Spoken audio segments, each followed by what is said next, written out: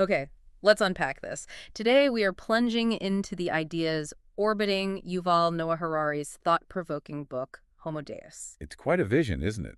A look at humanity's potential future, rooted really deeply in his analysis of where we've been and where we are now. Exactly. And our launchpad for this deep dive, well, it's a collection of material you've shared. We've got book reviews, summaries, critical commentary, too. Yeah, pieces from current affairs, points from a Reddit discussion, a whole mix. So our mission here really is to cut through all that source material and pull out the key insights, about where Harari thinks humanity might be headed. And also explore some of the big debates his ideas have sparked, because they certainly have sparked debate. Absolutely. Why should you care about this? Well, because these are just massive questions facing us right now. Fundamentally massive. We're talking about our future, the role of tech, what it even means to be human anymore, and how society itself could just change completely. Yeah, it really touches on both our biggest hopes and maybe our deepest anxieties about what's coming. So let's jump in. Harari's central premise, as we see it in these sources. Okay.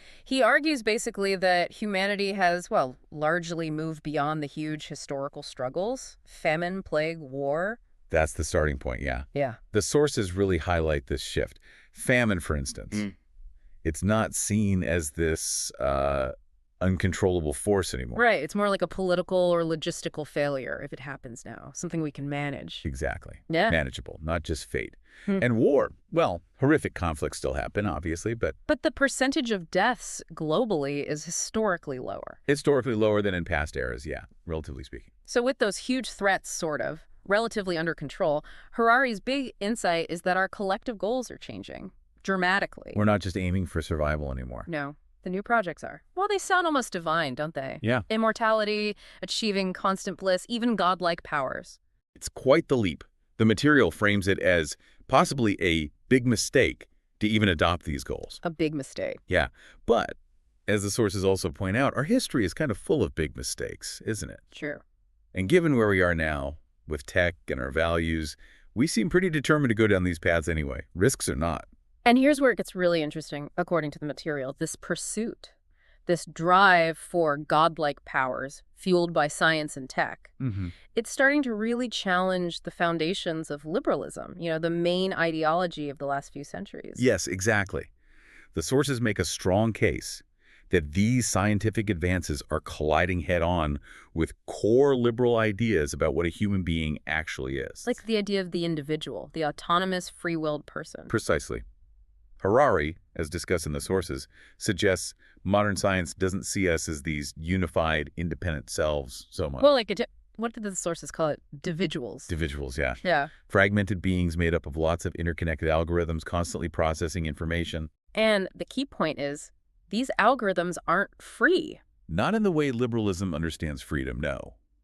They're shaped by biology, environment, randomness.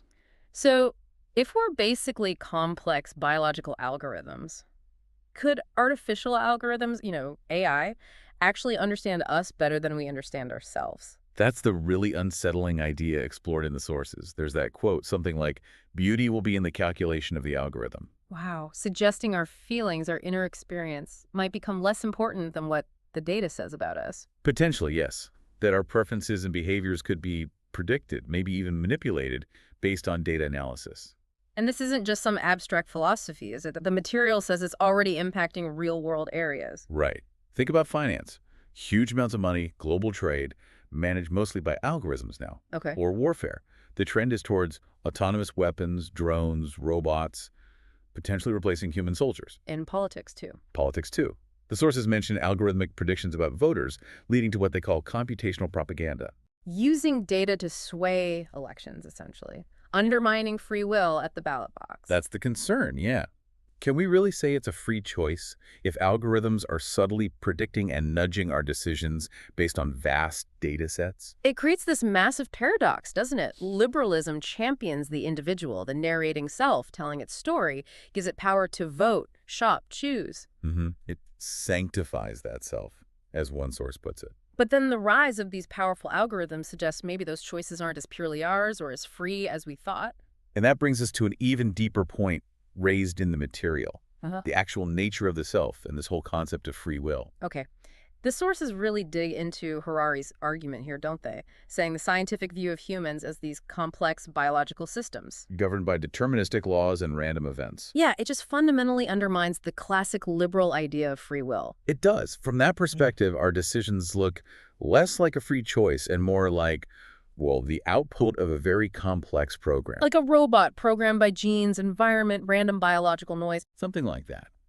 It definitely challenges that gut feeling we have, that feeling of, I consciously and freely made that choice. The material also brings up evidence, like from split brain experiments. Yes, fascinating stuff.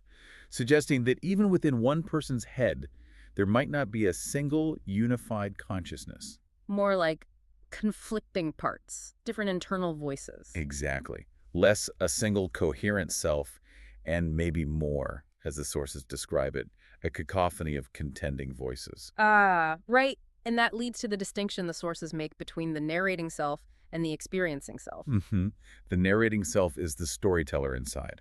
The one trying to make sense of it all, creating a coherent story about who we are, where we've been, where we're going. Exactly. Weaving it all together, while the experiencing self is just the raw data stream. Moment-to-moment sensations, feelings, perceptions, before the story gets layered on top. Right. Just the ongoing flow of consciousness. It's really interesting how the sources talk about the power of that narrator, the narrating self. It often seems to be in the driving seat, doesn't it? Yeah, sometimes prioritizing getting a good story over actually having a good time. Like choosing that grueling mountain climb mainly for the bragging rights afterwards. Yeah. Even if the climb itself was miserable. Exactly. Or, staying in a bad situation because the narrating self has invested so much in that story, it can't bear to admit it was wrong or meaningless. It clings to the narrative, even through suffering, because a coherent story, even a painful one, feels better than chaos or admitting wasted effort. It's a powerful filter on reality. So this changing understanding of who we are, what drives us, our goals, it leads into the material's discussion of these potential new techno-religions. Right. Belief systems kind of centered on using technology algorithms, genetic engineering to enhance life itself. And the sources mainly focus on two big ones. Two main paths seem to emerge, technohumanism and dataism. Okay, let's start with technohumanism. What's the core idea there? Well, technohumanism still sees humanity as sort of the peak of creation, the most important thing. But it acknowledges that maybe we've hit a wall in our current biological form, our current cognitive setup. So the solution isn't to replace humans. No, it's to upgrade us. Use technology to enhance our abilities, create Homo Deus. An improved model. Retaining human traits, but just better, stronger, smarter, healthier. Exactly. Like a second cognitive revolution, engineered this time. Sounds potentially amazing, but also fraught with danger. Hugely fraught. The sources are very clear on the complexities and risks. For starters, our understanding of consciousness itself is still so limited. We don't really know what we're tinkering with. Pretty much. It's like venturing into unknown territories, as one source puts it, without a decent map. And the material also points out a bias in the research that might inform these upgrades. Yeah, the weird problem. Most psychological research is based on Western, educated, industrialized, rich, and democratic societies. Leaving out vast swaths of human experience and potential mental states. Exactly. We might be basing universal upgrades on a very narrow slice of humanity. There's also a point about psychology's focus shifting. The sources suggest a potential shift away from just treating illness towards upgrading normal capabilities. Driven Perhaps more by market demands, what's profitable or what enhances productivity, rather than a deep understanding of human flourishing. What are some of the specific worries about these mind upgrades? What could we lose? Well, there's a real concern raised about losing essential human qualities, things we value. Like empathy. Empathy, definitely. Or the ability to handle ambiguity, to tolerate uncertainty, maybe even the richness of our emotional lives, if upgrades prioritize, say, calm efficiency over everything else. The worry is that the upgrades might serve the system, not the person. That's a key anxiety, yes, that we might engineer away parts of ourselves that are messy but crucial. And there's that philosophical knot, too, isn't there? Techno-humanism values human will, human desire. The customer is always right, yeah. But it's developing tech that can change our desires. If we can engineer what we want, what does want even mean anymore? It's a deep contradiction. Are we enhancing freedom or creating tools to manipulate our core selves, potentially turning our deepest experiences into commodities. That tension is definitely highlighted. Okay, so moving on to dateism. This sounds even more radical. It is. Dataism, as presented in the sources, is a potential belief system where data flow is king. It's seen as more important than individual human experience. More important, how so? The basic idea is the universe is data flows. Everything processes data. And the value of anything, a human, a company, an ecosystem, is judged by how well it contributes to processing that data. And because humans are, frankly, limited in how much data we can handle. The dataist view suggests we should increasingly rely on electronic algorithms. They can handle the immense flows of information far better than our biological brains can. So it reframes everything, economics, politics. Exactly.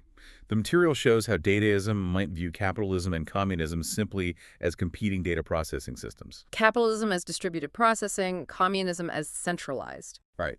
And capitalism, with its open flows, is seen as more efficient at processing information. Democracies, markets, they're all just different kinds of data processing networks from this perspective. So the big implication is, if algorithms are just better at the most important task, processing data, then human experience itself could diminish in significance. Our feelings, our consciousness might become less valuable compared to efficient data processing.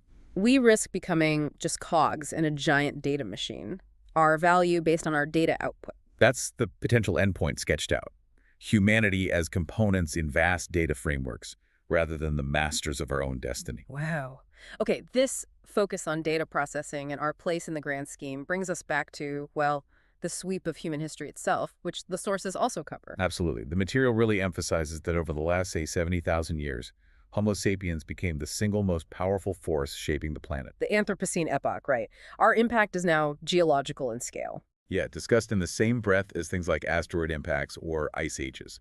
Although, ironically, the sources also flag human-driven climate change as one of our big future challenges. The scale of our impact is just staggering when you see the numbers presented. It really is. Like the decline in wild animals since 1970, you've got, what, 40,000 wild lions left? Compared to 600 million pet cats. Or 50 million wild penguins versus 20 billion chickens. That's incredible. It really puts it in perspective. It means that over 90% of all large land animals on Earth now are either us, humans, or the animals we've domesticated, primarily for our use. And our relationship with those domesticated animals, it's often pretty grim, isn't it? Despite their numbers. Yeah, the material points out that while they succeed in terms of sheer population, they often live in conditions that totally ignore their psychological and emotional needs.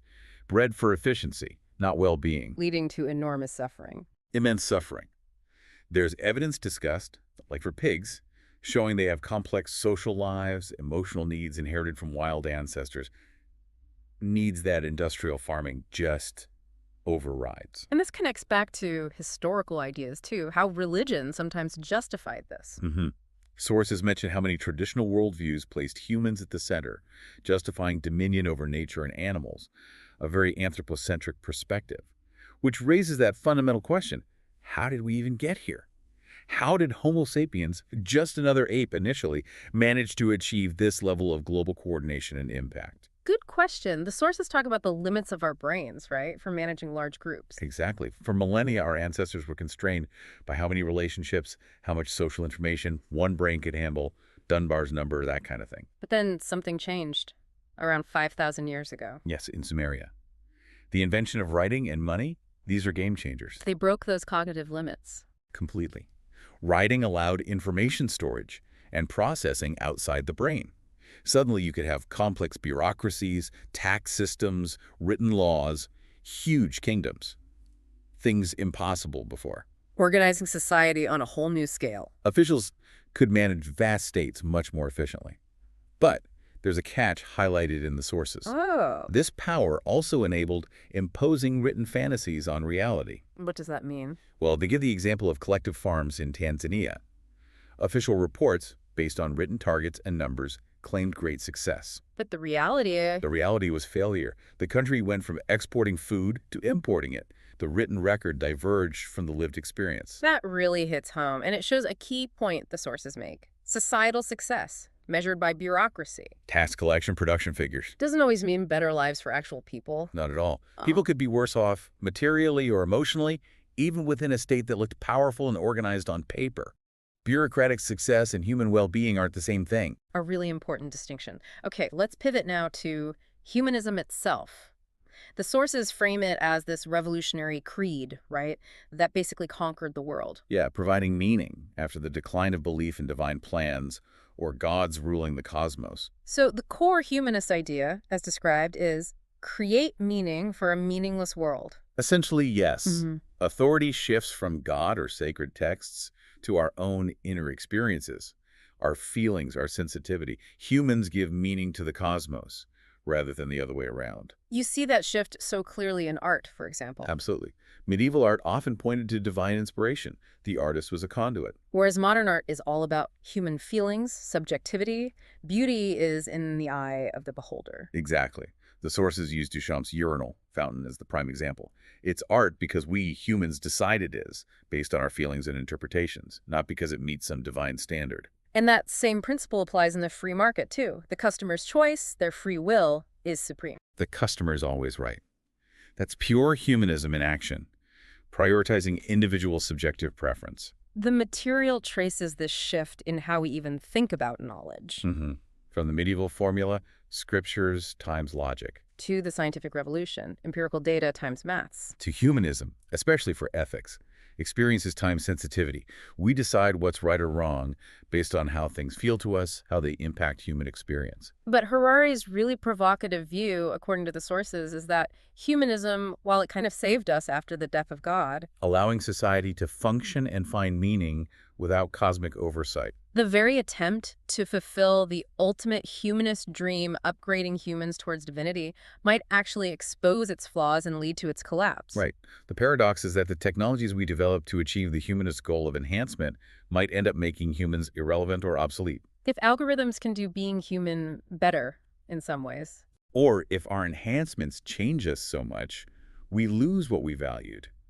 The sources use that stark example of advanced geriatrics, keeping people alive in a state where the quality of life is questionable. Forcing us to ask, is life sacred unconditionally, even in that state, which challenges a core humanist value. Exactly.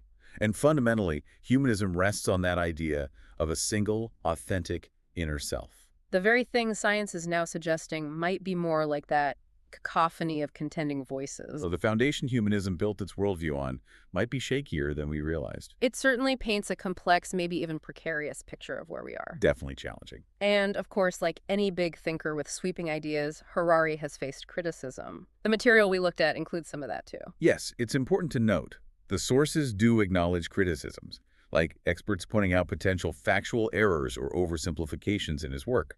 The Reddit discussion mentions specific academic disagreements. And there was that critique from Current Affairs specifically highlighted. What were their main objections? Well, one argument is that some of Harari's writing leans towards populist science, meaning it simplifies very complex topics for a broad audience, which is great for accessibility, but might sometimes smooth over important nuances or debates within the science. They gave an example. Yeah, about baby taste preferences, suggesting Harari might overplay genetics.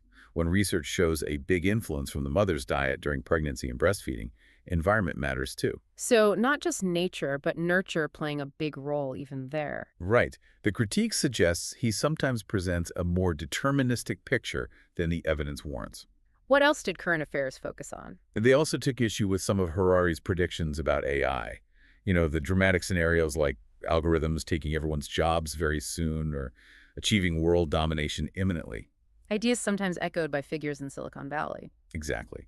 They argue these narratives sound a lot like the ones pushed by some tech leaders. And the counter-argument. The critique cites AI specialists, like Francois Chalet, who argue that true, general AI machines with human-like cognitive autonomy is still very far off.